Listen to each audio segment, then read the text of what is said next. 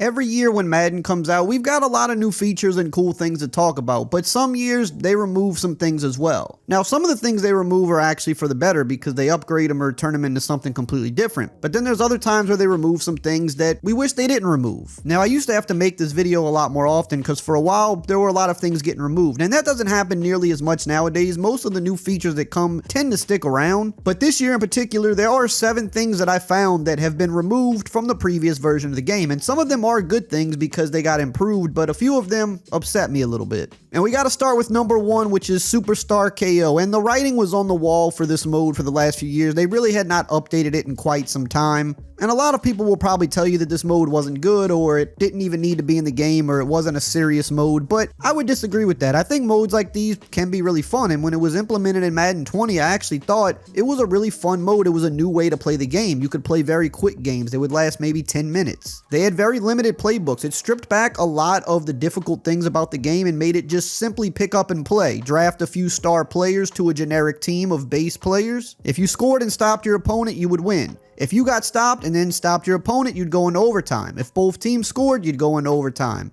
But they were quick pick up and play games, very limited playbooks, and it was just a completely different style of Madden game. They also introduced celebrities and different characters into this when they first introduced it. And in the following years, they even added college teams to it for a little bit before the college game actually returned. Now, don't get me wrong, this isn't a pillar mode. It's not franchise, it's not superstar mode, it's not even ultimate team, but it was a fun side mode, and I think sports games still need something like that. Another mode that we had for a long time that was fun was Draft Champions. That was another side mode that we no longer have, and I think you just need to have those different ways to play outside of the pillar mode. In Superstar KO, I thought they could have got really creative with it, but then in the following year, they brought the yard to the game, and that kind of split that player base. I always thought the yard could have existed inside of KO, and they could have built a whole separate world there with different house rules and different ways to play, different characters, different ways to upgrade. But after the first couple of years of it being in the game, it pretty much just went untouched for the next 4 years, and at that point, no one was really playing it anymore, so there was no need to really keep it in the game, and they removed it this year. Look, I'm aware that not many people played or cared about this mode, but at a time when it was first introduced, a lot of people did care about it, and I'm kind of just more upset that they didn't build upon this when I thought it could have been something fun that could have stayed in the game longer than it did.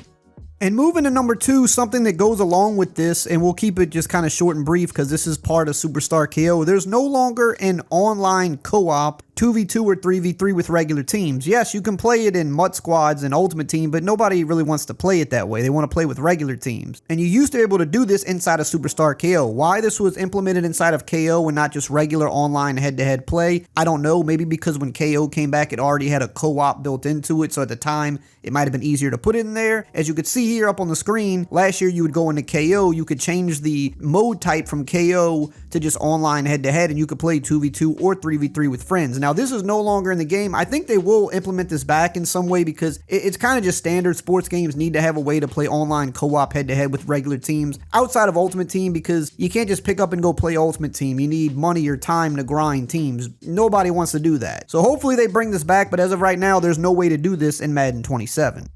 Moving on to some better news, number 3, they finally removed speed boosting. Now, the game actually did launch with this, but it got an update about a week in, a few days ago, and it finally removed speed boosting. Now, this was a really big deal last year in both Madden and college football, and when the games launched this year, it was once again kind of a big deal. Not quite as good as last year, but still pretty good. And I know some people will say speed boosting is fun. It's a video game. It's supposed to be fun, but to be honest, speed boosting was a glitch, and it really dumbed out your defense. You were able to get these unrealistic speed boosts and move in such a way that defenders had no chance to make a play on you. It really dumbed out pursuit. It made you move unrealistically fast, making a cut, to the point where people would just make cuts mid-breakaway run because if somebody was in pursuit, they could do a cut and dumb out the pursuit, which no one would ever do that mid-run. They would just try to outrun the defender because in real life, if you cut, you actually have to slow down at least a little bit to make that cut. In the game with speed boosting, you didn't have to do that. Well, it has now finally been removed from the game, and if you play college football, don't worry, it should be getting removed there soon as well. But for those that like doing this, you might not like it, but it's no longer there. Hey, if you're still here at this point of the video and you haven't subbed yet, I would just ask that you subscribe, join the family. That way you're always up to date with the latest and best Madden news. It really helps support the channel a ton, and you can always unsub at any time. Number 4 is another good thing. They removed the old ability system. So ever since Madden 20, we had abilities and X factors in the game, and they've become a really big part of gameplay for Madden. But then the college game came back a couple of years ago, and they introduced a different ability system. They introduced tiered abilities, meaning a player could have an ability, but he could have it at one of 4 different levels, and at the highest level you got more perks with that ability. Well, they finally have brought that system over to Madden because more people said that they preferred the college version of the ability system to Madden, and they've made that change. So now you have bronze, silver, and gold tier abilities. Now at bronze, for example, if you have the jukebox ability, it grants you better steerable jukes, but then when you get up to gold, it gives you the fastest steerable juke. So basically at bronze, it's going to give you a base level advantage, a better animation, more accuracy, a faster release, whatever the case may be. But as it goes up to silver and then gold, it'll give you the best accuracy, the best animations, the best release. And I think that is just a better system. And with this now, players can actually get more abilities than before because they used to be capped. But now I think they can get as many as they want, because an NFL player, if he's good at a bunch of different things, well, in the game, he should have as many abilities as needed to match that. Number 5 is another good one, and that is the old adjustment system. On defense, they removed the entire old system and they added something completely different. Now, depending on who you are, this could be good or bad. I will say the new button mapping on defense is so much better once you get used to it, but a lot of people don't like change on the controller. They have their muscle memory. They're used to what they're used to for the last 10 years and they don't want it changed. So this really could be a negative, but once you get used to it, I promise you it is better, because what used to take you 8 to 10 clicks last year, now you can do in 2 to 3 clicks, so you can set stuff up a lot quicker. Now the defensive line and the linebacker adjustments, for example, are on the right stick. All of your secondary and coverage adjustments are done by pressing left trigger instead of before you would press the Y button. And now the Y button has become the quick adjustment button. So when you press that, you then have an icon over everybody's head on defense, and you can adjust all of them on the fly like this. So it is very different. It does take time to get used to, and this might not be something you like, but when you do get used to it, I promise you it is a lot better.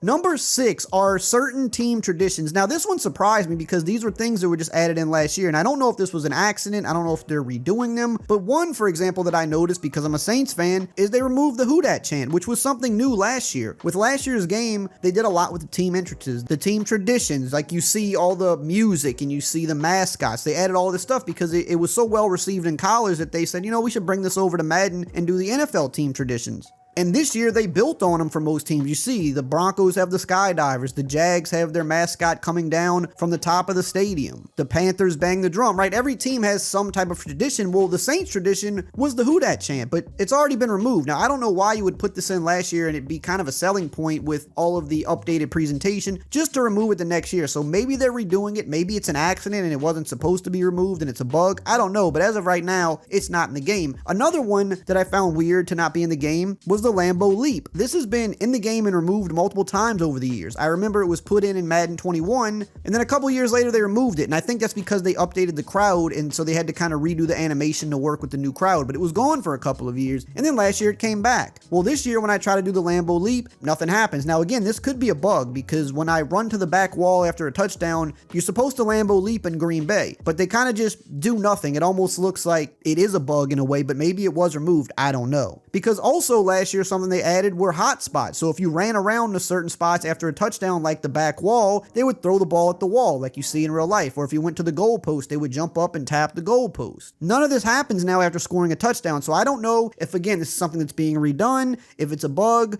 but you can't Lambeau Leap in Green Bay anymore, at least as of right now.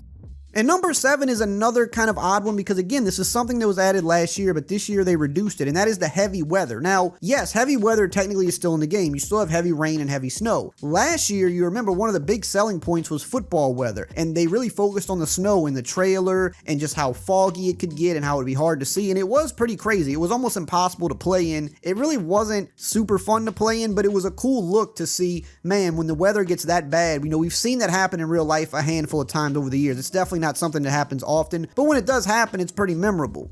Well, this year in the game, if you choose heavy snow or heavy rain, you'll notice that they reduced it quite a bit. It's not nearly as foggy. You can see a lot better. It's obviously still a little harder to see than the regular snow options or a clear day, but it's not nearly as crazy as last year. Now, I do think they probably went a little overboard with it last year, like especially the snow. It was super hard to even try to play in that, so maybe they did dial it back because they realized it was just a little too extreme, and we rarely see conditions that extreme in real life, but I did think it was a cool thing to have. Now, they did also add dynamic snow and dynamic rain, and I do think maybe in the dynamic versions, you can potentially get conditions that get that extreme, potentially in the dynamic versions. I haven't seen it myself personally, but I do think that is a possibility in there, so maybe that's kind of where they moved it to. But if you just want to pick the standalone heavy snow from start to finish or heavy rain start to finish, you'll notice that the conditions are not nearly as heavy as they were last year. And if you want to see a full comparison of this and everything else with Madden 27 versus Madden 26 side by side, make sure to check out this video right here on the screen.